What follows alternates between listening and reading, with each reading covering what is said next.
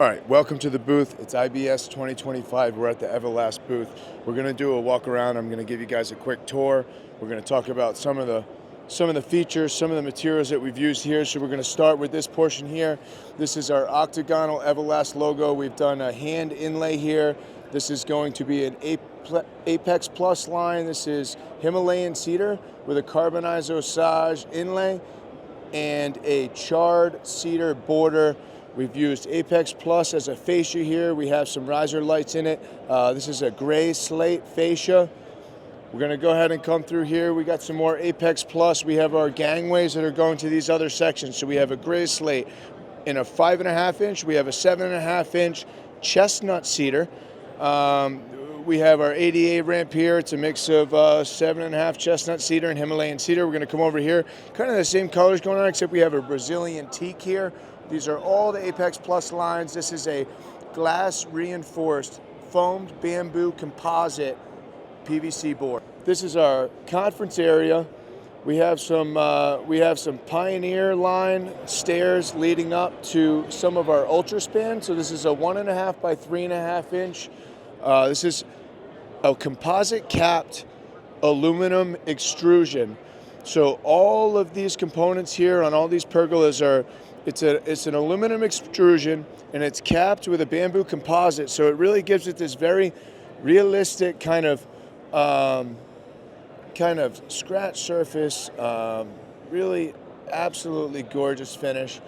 And we're able to run wiring through these things. They come with base components. So we have a concealed base, we have concealed hangers. So this is a lightweight, we can span up to 18 feet on one of these joists. And you're gonna see that over here on this other pergola. So we got a few colors here you can see. This is gonna be our 2x6 stock over here. We have a vertical splice happening for these quad beam risers that are making up these offset beams for the ceiling over the cafe.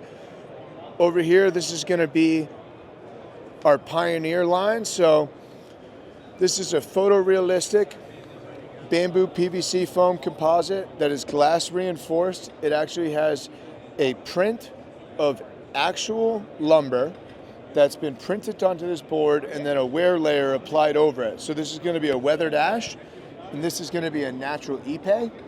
Now behind me, you're going to see the barrel oak. We have this barrel oak up here in this herringbone pattern, lit up with some nice planters installed, heat folded corners. This is really all very high detail, beautiful look. All right. We're coming into the French knot, right? So we got a couple of French knot. These are the natural ipe over barrel oak field. We have a feature wall up front for our TV, stacking our pergola on top of it. This is going to be some Brazilian teak. We have our charred cedar VistaClad. So this is a tongue and groove cladding for exterior siding, privacy walls, partitions. Going to see some more mix of Apex Plus and natural ipe Pioneer. Another French knot or Celtic knot, whatever you want to call it, inlay happening over here. Now, my favorite part about these inlays, you're going to want to come see this, is these knots actually lead over here. They connect underneath this furniture. They turn into a quad inlay breaker board. That's going to run up the face of this bar. It's going to come around this corner, back down, takes a couple of turns, up over the other bar with this nice heat fold. So really cool detail. The countertops in here for the kitchen and the bar are actually Pioneer barrel oak. We assemble them out of decking using some adhesive and some Craig screws, heat folded the ends. But you're going to see a lot more VistaClad in here. This is actually another cladding. This is going to be a Revive. This is a capped castellated bamboo composite cladding, excuse me. Now this is going to be your Infinity VistaClad. This is going to be a capped composite, tongue and groove, and more of that Ultraspan. So we have an open pergola here. It's a 2x6. Nice thing about this 2x6 stock is that they have this really nice two-piece concealed joist bracket. So that's actually has one component that goes inside the joist, one that screws to the beam or the header, and then it just kind of like locks right in. So very slick system. All right, so we have some more Infinity. We have some of the scalloped Infinity decking with some of the solid starter picture frame boards.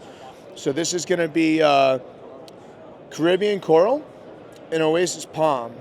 So couple of colors. This is a really nice price point material that is extremely durable and has a really, really nice look to it. All right, so we're outside the cafe. We're going to take a look at this outside. We have some horizontal cladding done with our decking. So this is a Pioneer. We have the varied width. So we have a 7.5 and a 5.5 put up with clips. It's a grooved decking on the sidewall, trimmed out with the 1/2-inch Pioneer fascia in natural Ipe. Absolutely gorgeous. I love this look. We made some window sills out of it, trimmed out our openings with the fascia. Absolutely beautiful look.